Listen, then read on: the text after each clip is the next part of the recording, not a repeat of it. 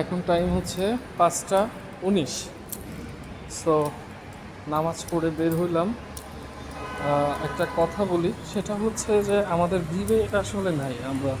আমাদের বিবেক হচ্ছে বিলুপ্ত হয়ে গেছে।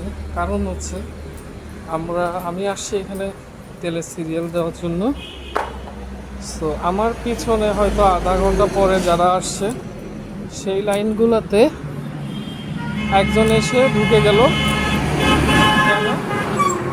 তার বন্ধু, এই জন্য সে ঢুকে গেল। আমি দেখাচ্ছি কে ঢুকছে, তারপরে বাকি কথাটা বলি। এইখানে এই যে এফজেড বাইকটা, এই যে বাইকটা, এটা হচ্ছে ওনার বন্ধুর বাইক হাঙ্ক। এটা হচ্ছে এফজেড ওনার বাইক, যিনি এসে পরে ঢুকলো। তো কথা হচ্ছে ওনার বন্ধু আসছে মেবি 4টার দিকে, আমি আসি 3:30টার দিকে। আমি ওনার থেকে হয়তো আরও 50টা বাইক সামনে আছে। তো এখন কথা হচ্ছে যে যদি এরকম সবারই ভাই ব্রাদার আছে, সবারই বন্ধু আছে, সবাই যদি একজন একজন করে তার সামনে এভাবে ঢোকায়, তাহলে রাত্রে 3টা বাজে এসেই লাইনে দাঁড়ায় কী লাভ হবে?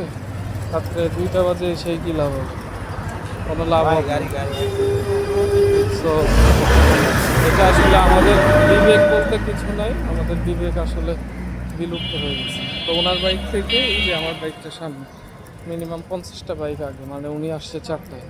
তো ওনার বন্ধুরা যদি এভাবে করে কীভাবে হবে? বন্ধুর জন্য লাইন দিয়ে দিচ্ছি। তো সবাই যদি নিজেদের বন্ধু নিয়ে বন্ধুর জন্য লাইন দিয়ে দেয়। আমার সামনে মিনিমাম বাইক আছে হচ্ছে আপনার 400-500, তো আরও 400-500 বাইক বেড়ে যাবে। এই যে আরেকজন মনে হয় ঢুকলো, দেখি কি বলে। ভাই উনি কি ঢুকলো?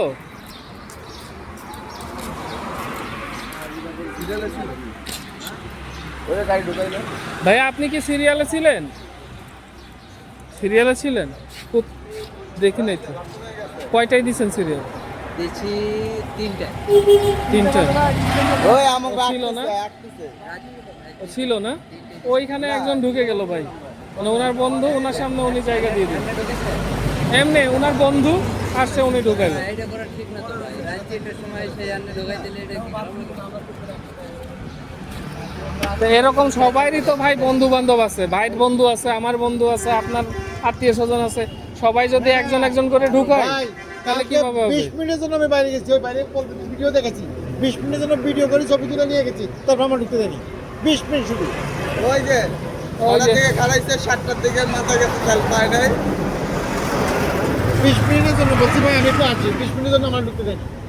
আর বন্ধু ওকে যা কোনো কথা সময় নেই, রাস্তার মধ্যে কোনো লাইন নেই। ওই যে এখনই একজন ঢুকলো। আবার ভিতরে চলে যেতে হবে। বদলে শুধু।